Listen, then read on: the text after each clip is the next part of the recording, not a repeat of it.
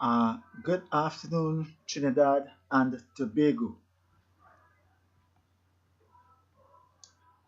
The time is just about, let's say, about 14 minutes after the hour of 1 p.m. here. No, sorry, 14 minutes after the hour of 2 p.m. here in Trinidad and Tobago. Today is the 22nd of August 2018. Yesterday was a very remarkable day, and it will continue to be a very remarkable day, a day not to be forgotten, an epic day in the minds of Trinidadians and Tobagonians, and to a lesser extent, or by extension, Venezuelans. I don't know for the rest of the Caribbean, but yesterday was the day when an earthquake measuring 6.8, which is almost as the one that destroyed Haiti a few years ago, and we experienced that kind of earthquake yesterday. It happened approximately about 29 minutes to 2, somewhere around there. And it was the longest for years that we have ever experienced it. I am 70 years old, and I can tell you that I have never experienced such an earthquake like that. And it was also the heaviest for years also. But there is much to give thanks for today. Praise and thanks to the Most High that the people from East Dry River, Beetham Estate, Silots, Mova, and many of the areas where poverty exists, where people just trying to hold on. In fact, this area around here, there are one or two houses on the brink of falling down. In fact, those houses already start to fall down as parts of the house broken down. And it's a miracle that with all that shaking, those houses didn't went down, because probably they would have fallen on other people's houses, because it's a hill, and there's on a hill you have a house above a house above a house above a house, like if it's a step, you know. People build like if they've, in a stepping way. There are one or two houses really that it's a miracle that those houses didn't go down, because they are on the way down naturally like that. But with that earthquake, they didn't go down. So I suppose, and thanks to the Most High, that there is no death. I haven't heard of anybody being wounded, and so on. There's still an uncle and mommy and daddy. There's still the family around. And I say again, praise and thanks to the Most High.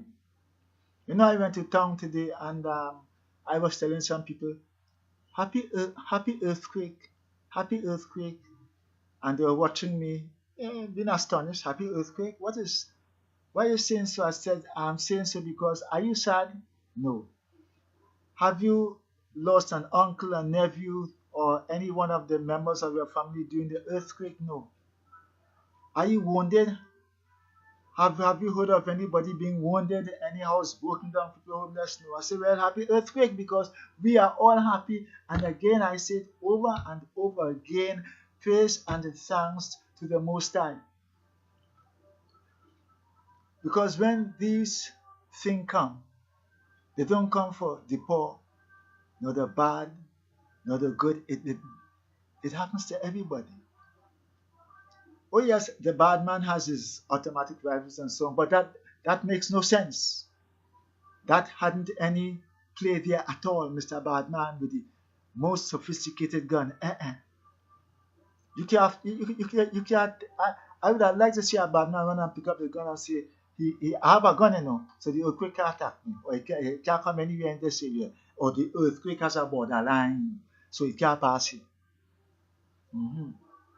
I would have liked to see any young girl winding down the place So the earthquake will stop to pay attention to the wine and say, nah, I have to stop shaking, boy. This thing looking good. Mm-mm. And I'm yet, because there was an earthquake about 2 years ago, and I said the same thing. I am yet to know that there is a rich man who, when the earthquake takes place, will run all the way to the bank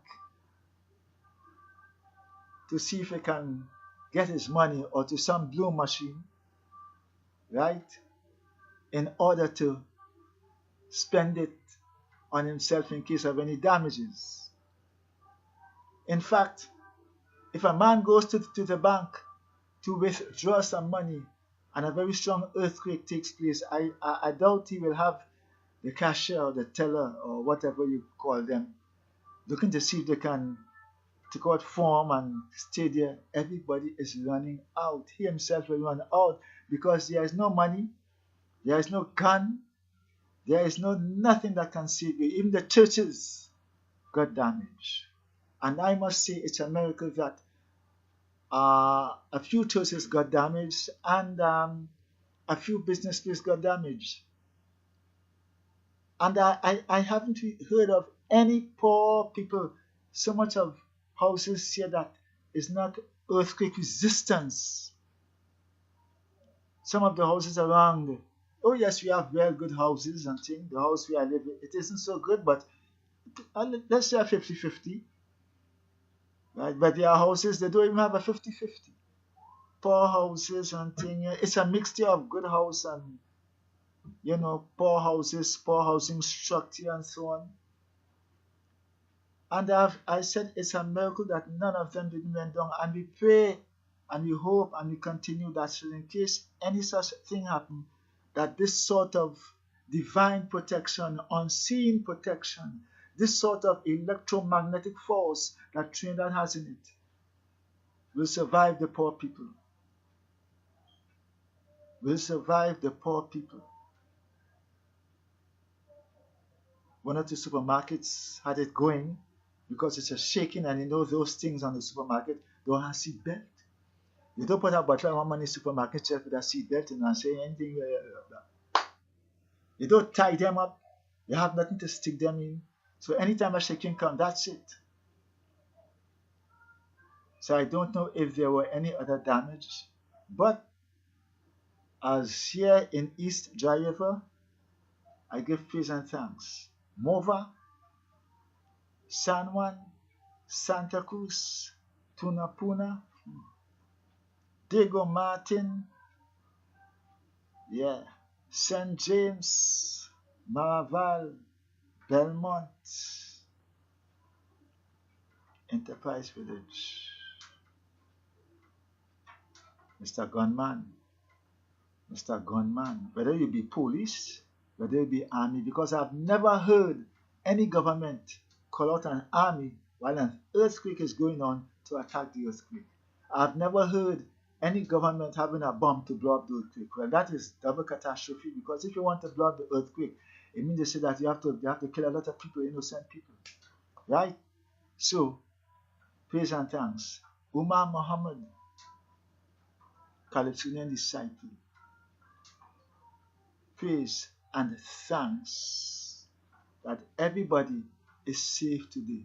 And I pray that people continue to understand and to know, every individual, that Trinidad and Tobago is a lovely place.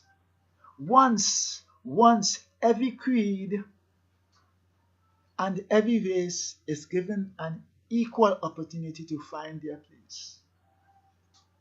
Every creed and every race, the Indians, the Chinese, the Africans, if we all give one another an equal opportunity, especially the African race of people who 75% of them is not conscious of themselves like the other races. I'm asking you all to, African people, give yourself an opportunity to find yourself, to know yourself, so that when things like these happen, you are well organized. You are well organized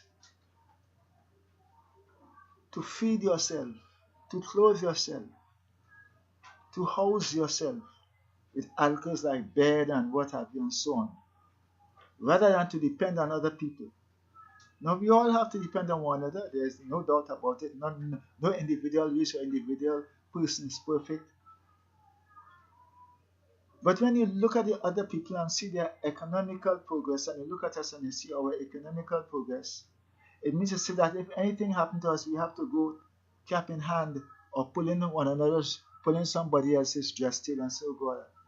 And then some people are wicked enough to take the opportunity to bad talk us and look down at us. So look at them. All the talk they're talking about Africa, they're talking about this. Or could just hit, look at all of them.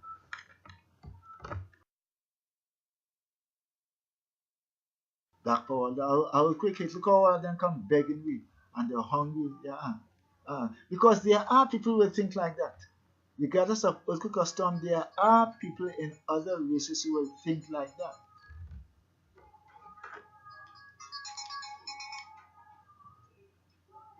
Yeah, good afternoon.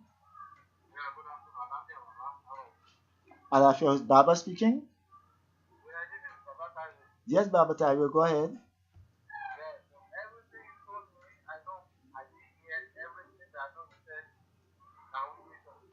Yes, on Friday. Hold on a while, please, Baba. Yes, so that's all about it. Thank you very much and have a good afternoon.